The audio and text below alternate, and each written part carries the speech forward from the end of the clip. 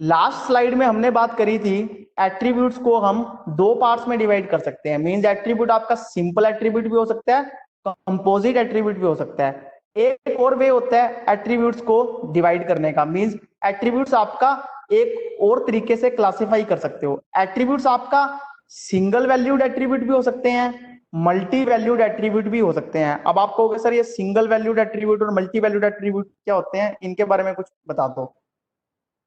सबसे पहले हम बात करते हैं सिंगल वैल्यू एट्रीब्यूट का क्या मतलब है। ऐसा एट्रीब्यूट जिसकी ओनली वन वैल्यू ही हो सकती है उसे सिंगल वैल्यू एट्रीब्यूट कहते हैं। मींस ऐसा एट्रीब्यूट जिसकी सिर्फ एक ही वैल्यू हो सकती है। एग्जांपल, स्टूडेंट का रोल नंबर।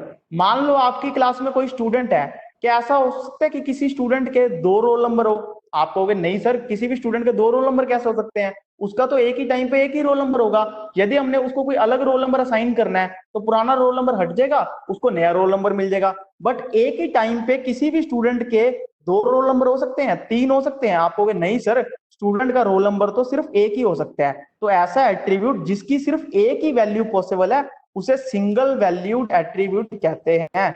ऐसे ही स्टूडेंट की क्लास। अब स्टूडेंट की क्लास है, वो भी आप कहोगे सर एक ही क्लास होगी, या तो स्टूडेंट 12th में पढ़ता होगा या 10th में या 9th में या 8th में, मींस उसकी एक ही क्लास होगी। ऐसा तो नहीं कभी होता ना, कोई बच्चा 8th में भी पढ़ रहा है और साथ में उसकी 10th भी क्लास होगी, ये तो पॉसिबल नहीं है। तो आप कहोगे सर ये बिल्कुल पॉसिबल नहीं है। तो ऐसा एट्रीब्यूट जिसकी सिर्फ एक ही वैल्यू पॉसिबल है उसको सिंगल वैल्यूड एट्रीब्यूट कहते हैं। अब आप कहोगे सर मल्टी वैल्यूड एट्रीब्यूट का क्या मतलब है? कुछ तो आपको इसकी डेफिनेशन से भी क्लियर हो गया होगा। ऐसा एट्रीब्यूट जिसकी एक से ज्यादा वैल्यूज भी हो सकती हैं। मींस ऐसा एट्रीब्यूट जिसकी एक से ज्यादा वैल्यूज पॉसिबल हैं, हो सकती हैं, ऐसे एट्रीब्यूट को क्या बोलते हैं? Multi valued attribute. आप कहोगे सर ऐसा कौन सा एट्रीब्यूट होता है? बिल्कुल होता है। एग्जांपल, स्टूडेंट का मोबाइल नंबर हो सकता है कि एक स्टूडेंट के एक से ज्यादा मोबाइल नंबर हो। अब मैं आपसे बात पूछूं, आपके पास भी ऐसा हो सकता है कि आपके नाम पे एक से ज्यादा मोबाइल नंबर हो। मान लो आप स्कूल में एडमिशन लेने के लिए आए, आपका रिकॉर्ड को स्टोर करना है और आपसे मोबाइल नंबर पूछा, आप कहोगे सर मेरे तो एक से ज्यादा मोबाइल नंबर है, मेरे तो दो मोबाइल नंबर भी हो सकते हैं, तीन मोबाइल नंबर भी हो सकते हैं। मींस तो एट्रीब्यूट आपका क्या था? Mobile number. और बट उसकी वैल्यूज कितनी पॉसिबल होगी एक स्टूडेंट के लिए? एक से ज्यादा वैल्यूज भी पॉसिबल है। तो ऐसा एट्रीब्यूट जिसमें एक से ज्यादा वैल्यू पॉसिबल है उसे मल्टी वैल्यूड एट्रीब्यूट कहते हैं। यदि आपने अपने डाटाबेस को डिजाइन करना स्टार्ट किया, मींस उसके डायग्राम बनाने स्टार्ट करे, आपको कोई एट्रीब्यूट ऐसा लगता है कि कोई एट्रीब्यूट में एक से ज्यादा वैल्यूज पॉसिबल है, उसे बोलते हैं मल्टी वैल्यूड एट्रीब्यूट। एग्जांपल दिया मैंने स्टूडेंट का मोबाइल नंबर। अब बात आती है रिप्रेजेंटेशन। मींस ईयर डायग्राम में हम सिंगल वैल्यूड एट्रीब्यूट को कैसे रिप्रेजेंट करते हैं? सिंगल वैल्यूड एट्रीब्यूट को आप रिप्रेजेंट करने के लिए सिंगल एलिप्स का यूज करते हो। मींस अभी तक आपने जितने भी एट्रीब्यूट पढ़े थे जिनके बारे में हमने बात करी थी, सब सिंगल वैल्यूड एट्रीब्यूट ही थे, उनको हमने सिंगल एलिप्स से रिप्रेजेंट किया था। बट मल्टी वैल्यूड एट्रीब्यूट को रिप्रेजेंट करने के लिए हम डबल एलिप्स का यूज करते हैं। यहाँ मैंने आपको देखा ना, आपने डबल एलिप्स बनाए हुए हैं, मींस दो चपटे हुए सर्कल हैं, दो चपटे हुए सर्कल का means double ellipse. Multi valued attribute को डबल एलिप्स से दर्शाया जाता है। अब मैंने नीचे आपको एग्जांपल में समझाया हुआ है, इस एग्जांपल को देखो। यदि मैं इस एग्जांपल में पूछूं आपकी एंटिटी कौन सी है, आप कहोगे सर रेक्टेंगुलर बॉक्स में तो स्टूडेंट लिखा हुआ है, इट मींस हमारी स्टूडेंट एंटिटी है। अब मैं पूछूं स्टूडेंट एंटिटी के कितने एट्रीब्यूट्स हैं, तो आप क्या देखोगे? आप देखोगे रेक्टेंगुलर बॉक्स के साथ डायरेक्ट, मैं डायरेक्ट की बात कर रहा हूं, इनडायरेक्ट एलिप्सिस की बात नहीं कर रहा। डायरेक्ट कितने एलिप्स अटैच हैं? आप कहोगे सर डायरेक्ट तो फर्स्ट एलिप्स ये अटैच हो गया, दूसरा एलिप्स ये अटैच हो गया, तीसरा एलिप्स ये अटैच हो गया, चौथा एलिप्स ये वाला अटैच हो गया। मींस मेरे डायरेक्ट चार एलिप्स अटैच हैं। तो मैं पूछूं स्टूडेंट एंटिटी के कितने एट्रीब्यूट्स आपने रिप्रेजेंट किए हैं? आप कहोगे सर चार रिप्रेजेंट किए हैं। कुछ स्टूडेंट कहेंगे सर चार नहीं, एक दो तीन चार पांच छह सात आठ नौ।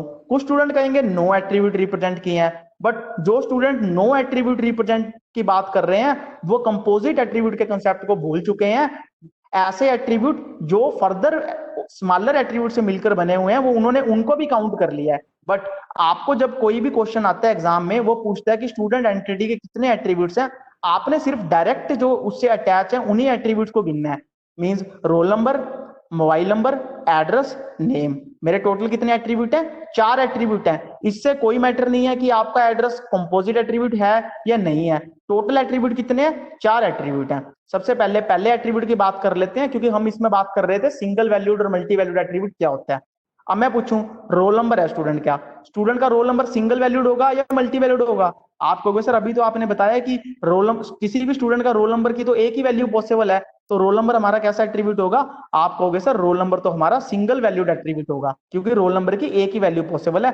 तो सिंगल वैल्यूड एट्रीब्यूट को रिप्रेजेंट करने के लिए ईआर डायग्राम में मैंने सिंगल एलिप्स ही लगाया, डबल एलिप्स मैंने नहीं लगाया। फिर उसके बाद बात कर लेते हैं मोबाइल नंबर। आप कहोगे सर मोबाइल नंबर में आपने डबल एलिप्स लगाया, मैंने डबल एलिप्स क्यों लगाया है? क्योंकि ऐसा पॉसिबल है कि कोई स्टूडेंट के एक से ज्यादा मोबाइल नंबर हो, तो मैंने इस बात को दर्शाने के लिए, सिर्फ इस बात को रिप्रेजेंट करने के लिए कि ऐसा पॉसिबल है कि स्टूडेंट के एक से ज्यादा मोबाइल नंबर हो, तो मैंने उसके लिए डबल एलिप्स का यूज किया है। मींस यदि मुझे लगता है कि मेरा कोई एट्रीब्यूट में मल्टीपल वैल्यूज भी हो सकती हैं, तो मैं उसको ईआर डायग्राम में रिप्रेजेंट करने के लिए डबल एलिप्स का यूज करूंगा। मैंने 2 बार एलिप्स बनाए हैं, तो इसका मतलब ये मल्टी वैल्यूड एट्रीब्यूट है। फिर उसके बाद बात कर लेते हैं एड्रेस।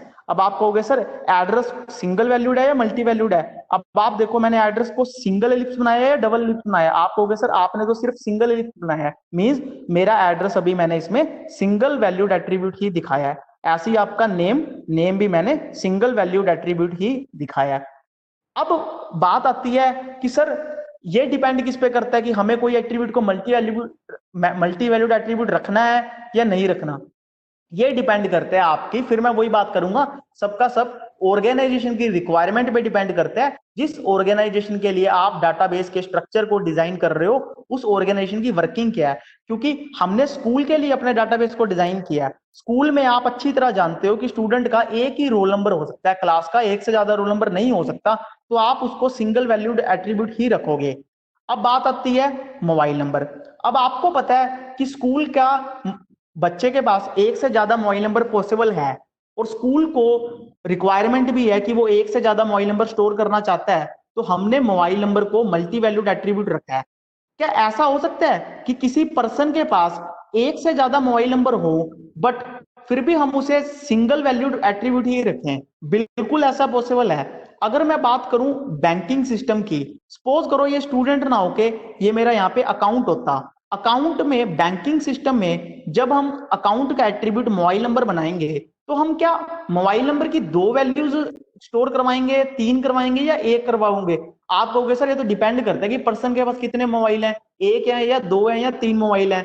नहीं, बैंकिंग सिस्टम वाले हमेशा आपको सिंगल मोबाइल नंबर की ही बात करेंगे। यदि आप बैंक में जाओगे, आप कहते हो कि मेरे पास तो 3 फोन है, मैं तो 4 फोन इस्तेमाल करता हूं, वो आपको बोलेंगे कि सर आप हमें वो मोबाइल नंबर प्रोवाइड करो जो आपके पास परमानेंट आपके पास ही रहता है। वो आपको मल्टी वैल्यूड एट्रीब्यूट अलाउ नहीं करेंगे। तो वो अपने मोबाइल नंबर को डबल एलिप्स में नहीं रिप्रेजेंट करेंगे, वो सिंगल एलिप्स में ही रिप्रेजेंट करेंगे। अब आप कहोगे सर बैंक वाले डबल, एक से ज्यादा मोबाइल नंबर को एंटर क्यों करना अलाउ नहीं करेंगे कस्टमर के लिए? वो इसलिए अलाउ नहीं करेंगे क्योंकि आपको पता है कि जितनी भी ऑनलाइन ट्रांजेक्शन करते हो, मींस आप ऑनलाइन पेमेंट्स करते हो, उसमें आपके फोन पे ओटीपी आता है। यदि उन्होंने आपको अपने डाटाबेस में एक कस्टमर की एक से ज्यादा मोबाइल नंबर अलाउड कर दी, सपोज करो, उससे क्या होगा, एक मोबाइल नंबर आपके पास हमेशा आपके पास रहता है, एक मोबाइल नंबर आपने किसी और पर्सन के पास रहता है फोन, होगा क्या, फिर वो आपका एटीएम की डिटेल्स यूज करके कोई ट्रांजैक्शन कर सकता है, क्योंकि उसको भी ओटीपी मिल जाएगी। बट बैंक वाले ऐसा नहीं चाहते कि कोई फ्रॉड हो जाए, मींस आपकी लापरवाही से कोई बहुत बड़ा आपके साथ नुकसान हो जाए। इसीलिए बैंकिंग के डाटाबेस में वो मोबाइल नंबर को सिंगल वैल्यूड एट्रीब्यूट ही बनाएंगे। चाहे पर्सन ये क्यों ना कह दे कि मेरे पास तो जी 10 मोबाइल नंबर है, उससे उनको कोई मैटर नहीं करता, क्योंकि उनके ऑर्गेनाइजेशन की रिक्वायरमेंट ये डिमांड करती है कि आप मोबाइल नंबर की सिर्फ एक ही वैल्यू स्टोर करवाओ। तो वो जब अपने डाटाबेस को डिजाइन करेंगे, वो डबल एलिप्स में मोबाइल को नहीं रिप्रेजेंट करेंगे, वो सिंगल एलिप्स में ही रिप्रेजेंट करेंगे, क्योंकि जिससे वो सामने वाले पर्सन को जब भी वो अपने डिजाइन को अप्रूव करवाएंगे, वो ये दिखाना चाहेंगे कि हमने मोबाइल को सिंगल वैल्यूड एट्रीब्यूट ही बनाया है। बट स्कूल के केस में आप चाहो तो आप मोबाइल नंबर को एक से ज्यादा एंटर भी करवा सकते हो, क्योंकि स्कूल में ऐसा भी हो सकता है कि कोई इमरजेंसी हो जाए, आपका एक मोबाइल ना मिले, तो दूसरे मोबाइल नंबर से भी बात की जा सकती है। इसीलिए स्कूल के डाटाबेस में मोबाइल नंबर को आप चाहो तो मल्टी वैल्यूड एट्रीब्यूट बना सकते हो। यदि आप स्कूल में मोबाइल नंबर को मल्टी वैल्यूड एट्रीब्यूट बनाना चाहते हो तो आप उसे डाटाबेस के जब ईआर डायग्राम बनाओगे उसे डबल एलिप्स से रिप्रेजेंट करोगे, जैसा मैंने आपको करके दिखाया है। ये सब की सब एट्रीब्यूट्स ऑर्गेनाइजेशन की रिक्वायरमेंट पे डिपेंड करता है। तो अब आप देख रहे हो कि जब हमने ईआर डायग्राम की शुरुआत की थी, सिर्फ तब हमने खाली एंटिटी को रिप्रेजेंट करना सीखा था। फिर अगली क्लास में हमने एट्रीब्यूट्स को रिप्रेजेंट करना सीखा था। आज आप देख रहे हो मैंने एक ही ईआर डायग्राम में आपको सिंगल वैल्यूड एट्रीब्यूट भी रिप्रेजेंट करके दिखा दिए, मल्टी वैल्यूड एट्रीब्यूट भी रिप्रेजेंट करके दिखा दिए, इवन कंपोजिट एट्रीब्यूट भी रिप्रेजेंट करके दिखा दिए। इसमें एड्रेस आपका कंपोजिट एट्रीब्यूट है क्योंकि वो फर्दर सब पार्ट्स में डिवाइड है। नेम को मैंने कंपोजिट एट्रीब्यूट्स बनाया है। ये डिपेंड करता है कि मैं नेम को बनाना चाहता हूँ, एड्रेस को बनाना चाहता हूँ या नहीं बनाना चाहता, ऑर्गेनाइजेशन की रिक्वायरमेंट पे डिपेंड करता है। अब आपको समझ में आ रही होगी कि ईआर डायग्राम की कितनी ज्यादा इंपॉर्टेंस है। जैसे मैंने आपको बैंकिंग का उदाहरण दिया है, स्कूल के केस में आप मोबाइल नंबर को मल्टी वैल्यू एट्रीब्यूट बना सकते हो, बैंकिंग डाटाबेस में आप नहीं बनाओगे। तो ये इन्हीं बातों के लिए मैंने आपको कहा था कि एक्चुअल में कंप्यूटर में डाटाबेस को स्टोर करवाने से पहले आप डायग्रामेटिकली इनको रिप्रेजेंट करते हो, जिससे हमें यह फायदा हो जाता है कि हम जो भी चेंजेस करना चाहते हैं हम इसी लेवल पे चेंजेस कर सकते हैं। बाद में जब हम कंप्यूटर में स्टोर करेंगे तब हमें प्रॉब्लम नहीं आएगी। अगर मान लो ये सारी बातें हमने इस तरह रिप्रेजेंट नहीं की होती तो आपको कभी भी पता ना लगता कि एड्रेस भी कंपोजिट एट्रीब्यूट हो सकता है। इसकी अपनी इंपॉर्टेंस है क्योंकि आप अगर शॉपिंग वेबसाइट का एग्जांपल नोट करो, उसके लिए तो एड्रेस को कंपोजिट एट्रीब्यूट बनाना आपकी रिक्वायरमेंट है, मस्ट है। क्यों मस्ट है? क्योंकि आपको प्रोडक्ट को डिलीवर करना ही करना है। लेकिन स्कूल के केस में आपका काम सिंपल एट्रीब्यूट से भी चल सकता है। तो ये डिपेंड ऑर्गेनाइजेशन की रिक्वायरमेंट पे करता है। तो इसीलिए ईआर डायग्राम रिप्रेजेंटेशन बहुत इंपॉर्टेंट होती है। जब आप बहुत बड़े ऑर्गेनाइजेशन के लिए डाटाबेस डिजाइन करते हो, सबसे पहले ऐसे रफ स्केचेस, ये कोई एक बार में स्केचेस इंप्रूव नहीं होते। मींस आपने पहली बार ये डायग्राम बनाया है, किसी ने आपको सजेस्ट किया नहीं जी हमने तो मोबाइल नंबर को सिंगल वैल्यूड एट्रीब्यूट ही करना है, तो वो आपको क्या बोलेंगे जी आप चेंज करके लाओ, हमें तो मोबाइल को सिंगल वैल्यूड एट्रीब्यूट ही करना है। जब आप नेक्स्ट टाइम अपने डिजाइन को लेके जाओगे उसमें आप ये डबल एलिप्स की जगह सिंगल एलिप्स कर दोगे, उससे वो समझेंगे ये सिंगल वैल्यूड एट्रीब्यूट है। यदि उन्होंने कह दिया जी हमें एड्रेस को सिंपल एट्रीब्यूट ही रखना है, तो आप अपने अगली बार डाटाबेस के डिजाइन को बदल के लेके जा सकते हो। मींस पहले आप जो भी चेंजेस करोगे इन रफ स्केचेस में आप चेंजेस कर सकते हो। इसके आगे की बात नेक्स्ट स्लाइड में।